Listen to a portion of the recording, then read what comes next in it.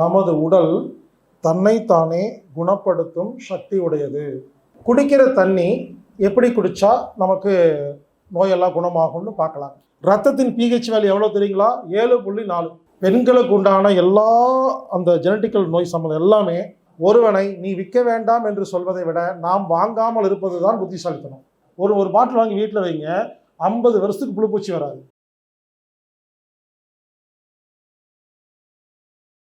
அன்பே தெய்வம். நமது உடல் தன்னைத்தானே குணப்படுத்தும் சக்தி உடையது. நோய்கள் 2 வகைப்படும். நமக்கு நாமே குணப்படுத்த முடியும் நோய்கள், நமக்கு நாமே குணப்படுத்த முடியாத நோய்கள். ஒரு உலகத்தில் ஒரு 100 நோய் இருக்குன்னா 95% நாமளே சரி பண்ணிக்கலாம். மிச்சிருக்க 5க்கு கண்டிப்பாக நம்ம வைத்தியத்துக்கு போகணும். கழிவுகள் தேங்கும் பொழுது நோய்கள் உருவாகிறது. உடம்பு கழிவுகளை வெளியேற்றும் பொழுது, ஒத்துழைக்கும் பொழுது நோய்கள் குணமாகிறது. இனிமேல் கழிவுகளே இல்லாமல் உள்ளே செல்லாமல் வாழும் பொழுது நோய் வராமல் பார்த்து கொள்ளலாம். பல வருட கழிவுகளை இயற்கை வைத்தியத்தில் வெளியே கொண்டு வரலாம். எனவே நமது உடம்பில் எந்த உறுப்பில் நோய் வந்தாலும் அதற்கு காரணம் கழிவுகளின் தேக்கம். அடுத்தது, நம்ம உடம்புல இருக்கிற எல்லா செல்களும் தன்னைத்தானே குணப்படுத்த முடியும். ஆனால் அதற்கு தேவையான சத்து பொருள்கள் ரத்தத்தில் கெட்டு போச்சு, சத்து பொருள்கள் ரத்தத்தில் இல்லாமல் போச்சு, ரத்தத்தின் அளவு கம்மியாச்சு, மனம் கெட்டு போச்சு, செல்களுக்கு அறிவு கெட்டு போச்சு. எனவே உடல் தன்னைத்தானே குணப்படுத்த முடியவில்லை. இதையெல்லாம் சரி செய்யணும்னா நம்ம செய்ய வேண்டியது என்னென்னா, சாப்பாட்டை ஒழுங்காக சாப்பிடணும், தண்ணி ஒழுங்காக குடிக்கணும், மூச்சு காற்றை ஒழுங்காக சுவாசிக்கணும், ஒழுங்காக தூங்கணும், தேவையான உடல் உழைப்பு இருக்கணும், மனசை ஒழுங்காக வச்சுக்கணும்னு நம்ம பார்த்தோங்க. இதில் சாப்பாடை எப்படி சாப்பிட்றதுன்னு ஓரளவுக்கு பார்த்தாச்சு. மீண்டும் சொல்கிறேன், சாப்பாடை எப்படி சாப்பிடணும்னு நம்ம பார்த்தோம் இல்லைங்களா? சாப்பிட்றதுக்கு முன்னால் அது சும்மா கொஞ்சமாக தான் அந்த 19 நாள் வகுப்பில் டீட்டெயிலாக இருக்கும். இப்போ அடுத்ததுங்க, தண்ணி. குடிக்கிற தண்ணி எப்படி குடித்தா நமக்கு நோயெல்லாம் குணமாகும்னு பார்க்கலாம். 2 விஷயங்க, டிடிஎஸ், pH. இது புரிஞ்சால் இனிமேல் தண்ணியை நம்ம சரி பண்ணிக்கலாங்க. டிடிஎஸ், pH அதை பற்றி கொஞ்சம் பார்க்கலாங்க. pH இங்கே இருக்க பல பேருக்கு தெரியும், ஸ்கூலில் காலேஜில் படிச்சிருப்போம். சில பேருக்கு தெரியாது, பரவாயில்லைங்க, தெரியாட்டியும் பரவாயில்ல. இப்போ நான் சொல்லுவேன், இப்போ உங்களுக்கு புரிஞ்சிடும். pHங்கிறது ஒரு அளவுங்க, பர்சன்டேஜ் ஆஃப் ஹைட்ரஜன். அது ஒரு அளவு. அது வந்து 0லேருந்து 14 வரைக்கும் இருக்கும்.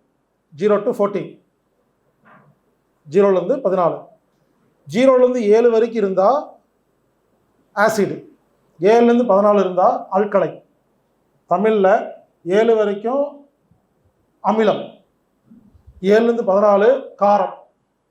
இன்னொரு பாஷையில் அசிடிட்டி, பெசிலிட்டின்னு சொல்லுவாங்க, ஆசிட் பேஸ்ன்னு சொல்லுவாங்க. நீங்கள் புரிஞ்சுக்கங்க, 0லேருந்து 7 வரைக்கும் ஆசிடு, 7லேருந்து 14 அல்கலை. ரத்தத்தின் pH வேல்யூ எவ்வளோ தெரியுங்களா? 7.4. அப்போ 7க்கு மேலே போனால் என்னங்க? ஆசிட் கிடையாது. வணக்கம், நீங்கள் ரத்தம் வந்து ஆசிட் கிடையாது, நம்ம ரத்தம் ஆசிட் கிடையாது. ஏன்னா 7.4 இருக்குது. இப்போ ஒரே விஷயங்க, நீங்கள் குடிக்கிற தண்ணி 7.4 விட கீழே இருந்தால் எல்லா நோய் வருங்க. 7.4 விட மேலே இருந்தால் எல்லா நோய் குணமாங்க. இதான் சப்ஜெக்ட். அப்போ தண்ணியில் என்ன நோய் வருதுன்னு கேட்டிங்கன்னா, ஆண்மைக்குறைவு, குழந்தையின்மை, இந்த ஸ்பெர்ம் கவுண்ட்டு, இந்த பெண்களுக்கு மாதவிடாய் சம்மந்தப்பட்ட மென்சஸ் பீரியடில் வலி, வேதனை, irregular பீரியட்ஸு, வெள்ளைப்படுதல், ஓசிடி, பிசிடி, ஏபிசிடி, நீர்க்கட்டி இருக்குது. பெண்களுக்கு உண்டான எல்லா அந்த ஜெனட்டிக்கல் நோய் சம்மந்தம் எல்லாமே நீர் தாங்க காரணம். அதை சரி பண்ணோன்னு எல்லாம் சரியாயிருதுங்க. சிம்பிள். இங்கே பாருங்க, நம்ம குடிக்கிற தண்ணி pH 7.4க்கு மேலே இருக்கணும். இப்போ நம்ம Coca Cola, Fanta, Mirinda, Pepsi இதெல்லாம் குடிக்கிறோம் இல்லைங்களா? ஹாட் சாஃப்ட் ட்ரிங்க்ஸ், அதோட pH செக் பண்ணி பார்த்துருக்கீங்களா? 2.5, 2.8, 3க்கு மேலே போகாதுங்க. அப்போ நம்மளாம் ஆசிட் தண்ணி குடிக்கிறதுனால தான் நல்லா இல்லைங்க. நம்ம திருந்தாத வரைக்கும் அவனை ஒன்றும் பண்ண முடியாதுங்க. என்னை கேட்டால், ஒருவனை நீ விற்க வேண்டாம் என்று சொல்வதை விட நாம் வாங்காமல் இருப்பது தான் புத்திசாலித்தனம். அப்படி தான் நாம் எண்ணெயை மாற்றணும். அவனை விற்க வேண்டாம்னு சொல்லலை, நம்மளால நல்லெண்ணெய்க்கு மாறினோன்னே அவன் மாறிட்டான். இப்போ சோப்புக்கு மாறி இருக்கோம், அவன் மாறுவான். ஸோ அதை குடிக்காமல் இருந்தால் தாங்க அவன் மாறுவான். ஸோ என்ன சொல்ல வரேன்னா, நம்ம குடிக்கிற தண்ணி ஆசிட் தண்ணியாக இருக்கிறதுனால தான் நோய் வருது. கங்கா தண்ணி கேள்விப்பட்டிருப்பீங்க. அது எவ்வளோ நேரம் வச்சாலும் புழு பூச்சியெல்லாம் வராது. நல்லா புரிஞ்சுக்க ஒரு கான்செப்ட்டு. இது கொக்கோலை வாங்கி வச்சாலும் புழு பூச்சி வராது. ஒரு கான்செப்ட் புரிஞ்சுக்குங்க. பிஹெச் வேல்யூ 4லேருந்து 8க்குள்ளே இருந்தால் புழு பூச்சி வருங்க. 8க்கு மேலே போனாலும் வராது, 4 கீழே போனாலும் அதுதான் கான்செப்ட்டுங்க. இதான் சயின்ஸ். அப்போ இந்த கடையில் விற்கிறாங்க இல்லைங்களா, மினரல் வாட்டரு, இந்த கொக்கோலா, ஃபேண்டா, இது என்ன பண்ணுறாங்கன்னா பிஹெச்சை 2 கொண்டு வந்துடுறான். புழு வராது, பூச்சி வராது, அப்படியே 15 வருஷம் வச்சுருக்கு விற்கலாம். நீங்கள் மினரல் வாட்டர் வாங்கி சாப்பிட்றீங்க இல்லையா, ஒரு பாட்டில் வாங்கி வீட்டில் வைங்க, 50 வருஷத்துக்கு புழு பூச்சி வராது. ஆனால் நம்ம சின்ன வயசில் நம்மளாம் தண்ணி குடிக்கும் பொழுது கவர்மெண்ட்டில் தண்ணி கொடுப்பாங்க. ஒரு தவளையில் குண்டால அண்டால வச்சுருப்போம். ஒரு 4 நாளுக்கு அப்புறம் புழு நெளியும். உண்மையிலேங்க நல்ல தண்ணியில் தான், ஆர்கானிக் தண்ணியில் தான் 4 நாளுக்கு அப்புறம் புழு வரும். ஸோ நீங்கள் புரிஞ்சுக்குங்க, பிஹெச் 8க்கு மேலே போனால் புழு பூச்சி வராது, 4 கீழே வராது. அப்போ கங்கா தண்ணியில் ஏன் வராதுன்னா, கங்கா தண்ணியில் பிஹெச் வேல்யூ ஜாஸ்தி, 9.5 10 அப்படி இருக்கும். காசியில் ஒரு 8 இருக்குன்னா ஹரித்வார் ரிஷிகேஷில் 10 10:30க்கு போயிடும். மேலே கங்கோத்திரி யமுனோத்திரி போனீங்கன்னா 12 13 போயிடும். இன்னும் மேலே போனால் 14 கிடைக்குங்க.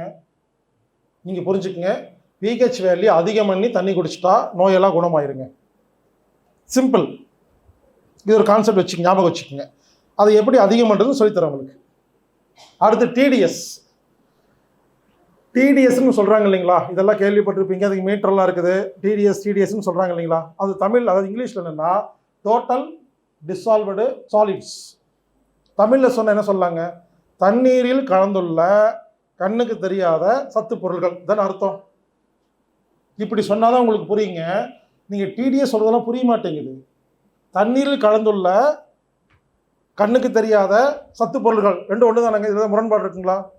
ஓகே, விஷயத்துக்கு வரேன். டிடிஎஸ் ஒரு 100லேருந்து 250 வரைக்கும் இருந்தால் தான் குடிக்கணும், அதிகமாக போனால் கெட்டது அப்படின்னு சொல்லி கொடுத்துருக்காங்களா? டிடிஎஸ் கூட அளவு சொல்லி கொடுத்துருக்காங்களா? இது என்னை பொறுத்தவரை தவறான ஒரு விஷயங்க. நண்பர்களே, பிராண சிகிச்சை, முத்ரா சிகிச்சை, இந்த இரண்டும் ஏற்கனவே ஆன்லைன் மூலியமாக நடந்தது. அதாவது பிராண சிகிச்சையை நீங்களே கற்றுக்கலாம், முத்திரைகள் மூலமாக நீங்களே சிகிச்சை கற்றுக்கலாம். இந்த வகுப்பை ரெக்கார்டிங் பண்ணி அந்த வகுப்பை வச்சுருக்குறோம். வேணுங்கிறவங்க, ஒருவேளை அந்த வகுப்பில் கலந்துக்க முடியாதவங்க பென்ட்ரைவ் மூலயமா அந்த ரெக்கார்டட் வீடியோவை வாங்கி நீங்கள் ஃப்ரீ டைமில் உட்காந்து நீங்கள் பார்த்துக்கலாம். ஏற்கனவே அக்குபஞ்சர், நீரோதெரப்பி போன்ற சிகிச்சை கொடுத்துட்ருக்கிற, ஹோமியோபதி, மலர் மருந்துகள் கொடுத்துட்ருக்கிற நண்பர்கள் இது ரொம்ப உபயோகமாக இருக்கும். அது மட்டும் இல்லைங்க, பொதுவாக யார் வேணாலும் இதை தெரிஞ்சுக்கலாம். தெரிஞ்சுக்கிறனால நமக்கும் நோய் இருந்தால் குணப்படுத்திடலாம். நண்பர்கள், ஃபேமிலி மெம்பர்ஸ் இவங்களையும் குணப்படுத்தலாம். ஒரு வித்தை கற்றுக்கலாங்க எளிமையான முறையில்.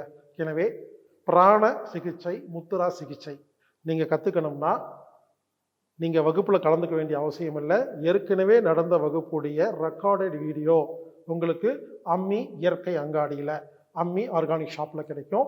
தொலைபேசி எண் 9500655548 95 00 65 55 48ங்கிற எண்ணுக்கு தொடர்பு கொண்டு அந்த பென்ட்ரைவை நீங்கள் வாங்கி வீட்டில் உட்காந்து பொறுமையாக நீங்கள் பார்த்து நீங்களே கற்றுக்கிட்டு நீங்களே பயிற்சி செய்யலாம். இந்த பென்ட்ரைவின் விலை ரூபாய் 1300.